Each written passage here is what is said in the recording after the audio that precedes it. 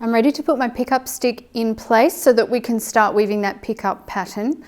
My first step is to place my heddle in the down position for pickup, and then we're going to start with 3 up, so 3 on top of the stick. And you can, if you find it easier, do this at the front of the loom and then transfer it to the back.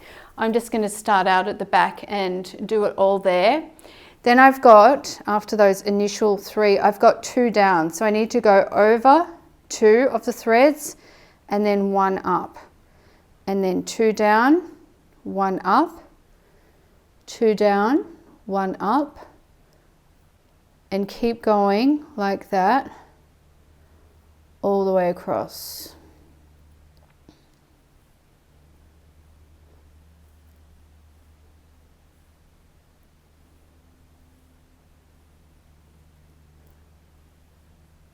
Once you get to the other side, you'll find that there are 3 threads left on this side, and after you've finished your last pickup, you're just going to take the stick underneath so that you end up with 4 threads on this side, but one of those is your last pickup, and then the last 3 remaining are going to be your border threads. So you've got a border of 3 threads on this side and 3 threads on this side.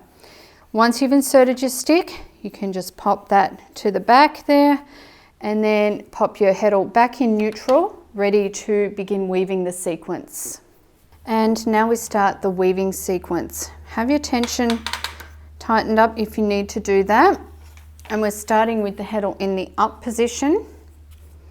My shuttle is on the left, so I'm coming in from the left.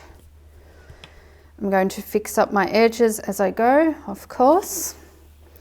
And what I'm going to start to do from here on in is beat a little more lightly than I was with the plain weave. Not incredibly lightly, but I don't want to push down that weft too much. I do want it to remain a little bit open here and there. Next, we put our heddle in neutral, bring the pickup stick forward and pop it on edge. And now you'll see all of your picked up threads, and you'll start to see a pattern emerge. You can put that pickup stick back. A light beat,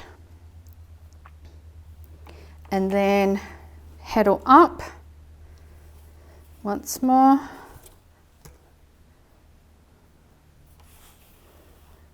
Lighter beat and heddle down.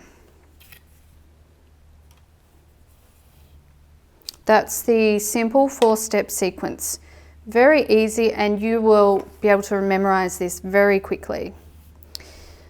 Let's go through it again. So it's heddle up,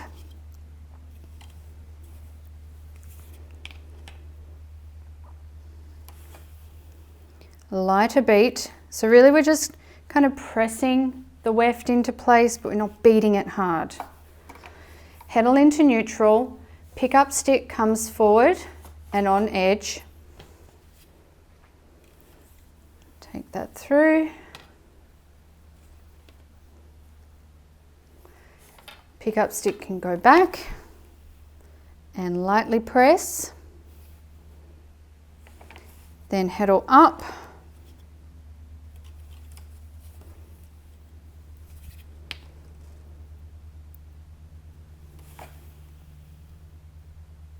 Then heddle down.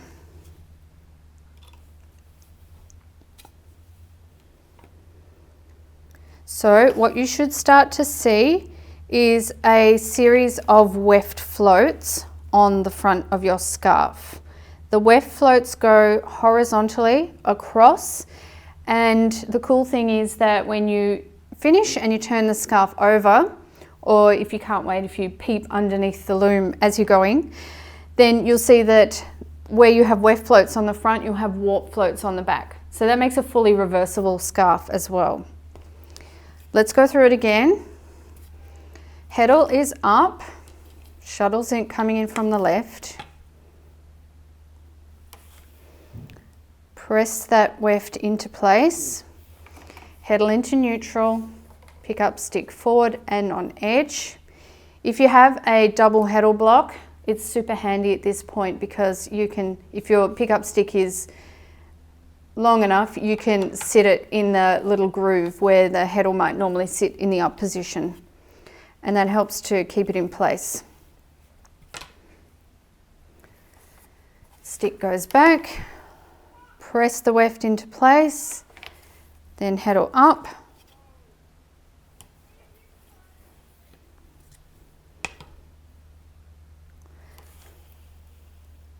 and heddle down. And that is the 4-step sequence. Don't forget that this sequence will be written in your pattern, which is accessible on my blog as a download. Then back into up for the next sequence. Now I'm going to weave a little bit further so that we can really see what we've got here. And then we'll have a close-in look and I'll explain to you why I chose this particular pickup sequence and how it relates to our warp colours. Now that I've woven a little chunk of the scarf, you can perhaps start to see why I've chosen the weave structure that I have. Now, if I was just doing plain weave, this scarf would still be lovely, but the warp would be more obstructed than it is. I wanted something that was going to be a little bit spaced out so that the warp would have extra places where it could pop through and shine through. And I'm also doing that lighter beat so that these aren't all compacted down too much, and we do have that space to let the colours pop through. As I said, you'll be able to see colours even more on the back in the way of vertical floats. Also, what I intend to do when I finish this scarf is twist the fringe, and you can see just by looking at the warp what a nice fringe that is going to be. And twisting the fringe and keeping the fringe is an important aspect for, once again, allowing these warp colours to shine. Because once this fringe is twisted and very visible on the scarf, it sort of draws the eye and invites the eye to sort of continue up to really see where those warp colours are happening. So it brings out the warp even more.